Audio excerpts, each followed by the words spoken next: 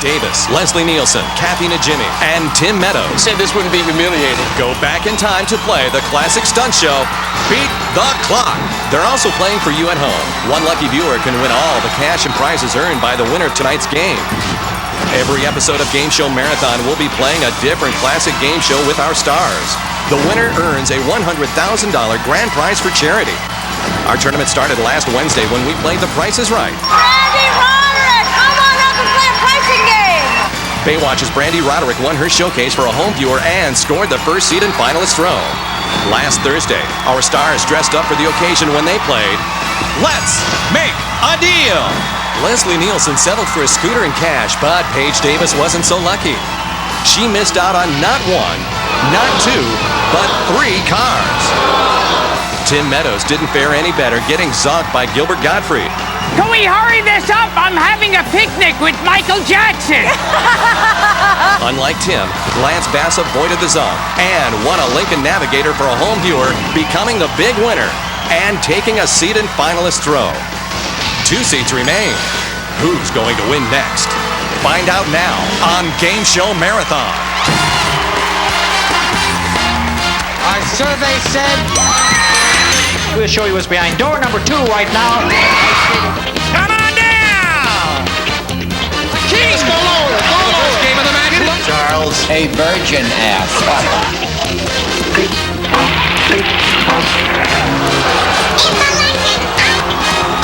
From CBS Television City in Hollywood, this is Game Show Marathon. And now, here's your host, Ricky Lake. Thank you. Welcome to Game Show Marathon. We are celebrating 50 years of America's favorite television programs, game shows. Tonight at home, you will have a chance to win up to $68,000 in cash and prizes. We'll tell you how later on the show. And speaking of winners, I have 2 here right now, Brandy Roderick and Lance Bass. Nice to see you both looking beautiful as always, but Lance, you're actually looking a little bit better than you were last time. so No yellow offense, this but time. the banana outfit wasn't as becoming as your suit tonight. Thank you very much. How I did think it I feel? deserve to be here because of that banana suit. Yeah. As much as I want to play Beat the Clock, it's nice and no pressure right now. It's nice to be on this little row right here. Brandy Roderick, the big winner of Price is Right. How did that feel? Is the winning feeling still coming over you? No, you know what? It feels good to be here, and there's no pressure and stress to try to win one of those last 2 seats, so it feels really great. Well, congratulations to both of you, and we're going to visit with you during the show. We'll see you later on the finals. It seems like the modern-day game show is all about making contestants look silly. Often they end up getting covered head to toe in something sticky or slimy or slithering. Well, believe it or not, all of our 21st century stunt shows sprung from the granddaddy of them all, Beat the Clock. Victory, that's time to beat the clock. Take a look around here at the clock. See how many seconds you have. 50 seconds to go. All right, go. Every week, millions of Americans were glued to their TV sets, hypnotized by real people doing stunts like getting chased by a chicken on a stick, or wrestling an inner tube from Bobo the Clown, or perform a human dolly delivery. Beat the Clock premiered in 1950 and was a pioneer among stunt shows, where ordinary people used household items like coffee cups, dishes, and balloons in unconventional ways. The game was simple. To win a prize, players had to perform a stunt before they ran out of time. The stunt sounded easy, but host Bud Collier always added a devious twist. Get those trousers on you without dropping any of the balloons. You have to keep your hands behind your back at all times. What kind of blindfold? These are electric vibrators. Each side-splitting feat was designed to become a hilarious spectacle. Bend your knees and wiggle them out.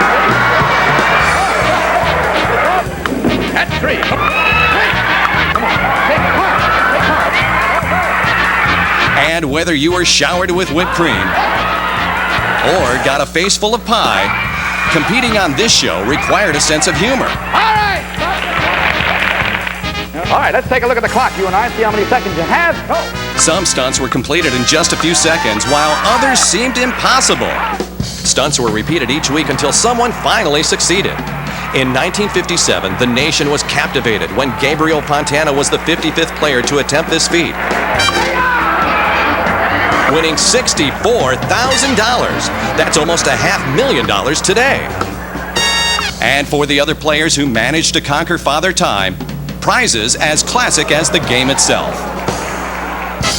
For more than 5 decades, Beat the Clock's games and gags have made for timeless TV. Next time may be your time to beat the clock. Good night, everybody.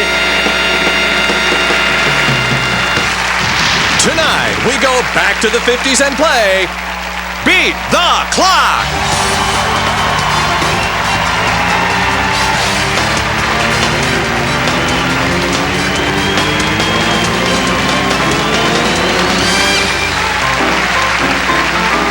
And now, here's your host, Ricky Lee!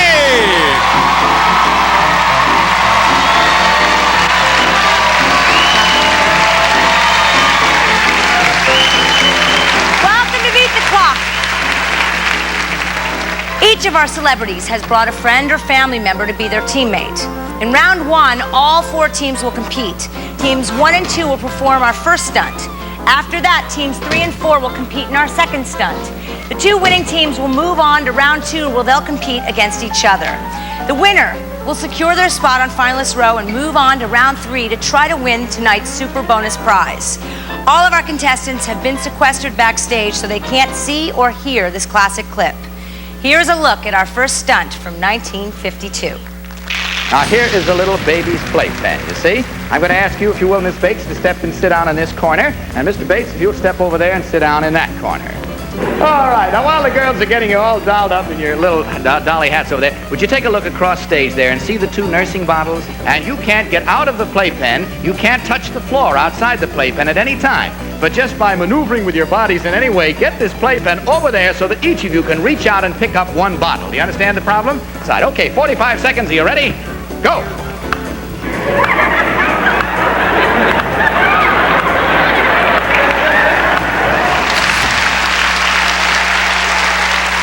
It is time to meet our first 2 teams. Tim Meadows, everyone. And of course, Paige Davis, but we need to know who they brought with them. You look great, a lot more casual, a lot more relaxed tonight. Tim Meadows, tell us, who'd you bring with you today? This is my friend Callie Riles. Your friend. Yes. Your dad's good friends.